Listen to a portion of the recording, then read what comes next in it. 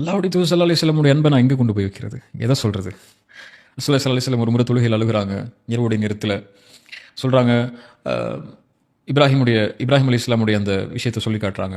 யா அல்லாஹ், யாரை என்னை பின்பற்றினாங்களோ அவங்க மட்டும் தான் என்னை சார்ந்தவர்கள், என்னை பின்பற்றாதவர்கள் என்னை சார்ந்தவர்கள் இல்லைன்னு சொல்லி அழுகுறாங்க. 2 வசனத்தை, குர்ஆனுடைய வசனத்தை ஓதி அல்லாஹ் ஜிப்ரீல் அனுப்புறான். ஜிப்ரீல் அலைஹிஸ்ஸலாம் வர்றாங்க. அல்லாஹ் கேட்க சொல்லலாம், ஜிப்ரீல் கேள் அவர் ஏன் அழுகிறாருன்னு சொல்லி. ஜிப்ரீல் அலைஹிஸ்ஸலாம் வந்து கேட்குறாங்க ரசூலுல்லாஹ்ட்ட, யா ரசூலல்லாஹ் ஏன் அழுகிறீங்க?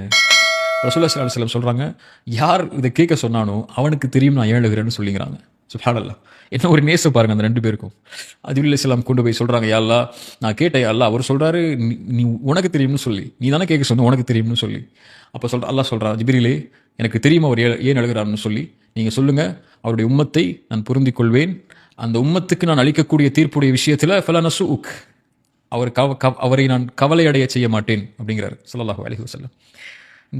இதை விட ரசூலுல்லாஹ்வுடைய நேசத்தை நான் எங்கே கொண்டு போய் சொல்றது?